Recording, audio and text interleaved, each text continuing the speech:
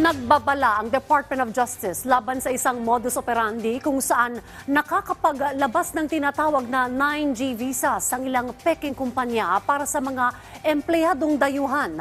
Nadiskubre na ilan sa mga nabigyan ng visa ay galing sa Pogo companies na sinalakay ng DOJ. Yan ang ulat ni Luisa Erispe.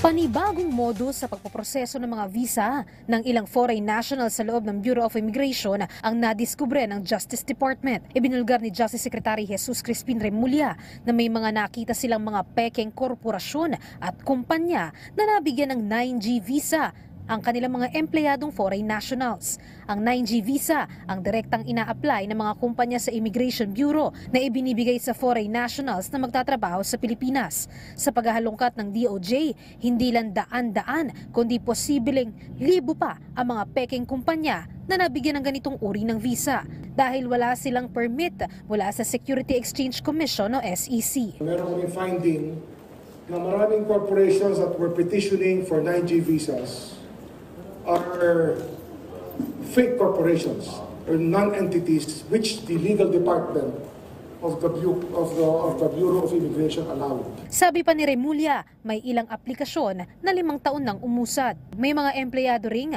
mula sa mga Pogo companies na niraid ng DOJ kamakailan. Dahil dito, pinatitigil na ni Remulla sa BI ang pagbibigay ng 9G visa sa mga kumpanyang wala namang SEC permit at pinatatanggal na sa posisyon ni Remulla ang mga immigration officers na posibleng nasa likod nito. I'm challenging the Commissioner, the Immigration Commissioner, to put this matter as a priority so that we stop making a fool of Filipinos that we are supposed to protect.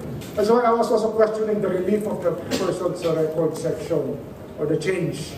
The question for the Commissioner, I want the old persons with the records to preserve the records of immigration. Sa pahayag naman ng Bureau of Immigration, nasa halos 500 foreign nationals ang kinansilan nila ang visa dahil sa modus. May 4 na abogado ng Immigration Bureau ang nakasuhan at pinag-aaralan nilang lusawin ang Legal Division Visa Task Force ng BI.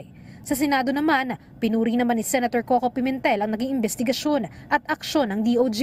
Giit niya, kailangan ding malaman ang agenda ng mga foreign nationals na nasa bansa, lalo na pagdating sa national security. Napakasama ng effect po nito sa society natin. Napapasukan tayo ng undesirable aliens. Hindi natin alam anong agenda ng mga ito, why they want to be here. Luisa Erispe, para sa Bayan.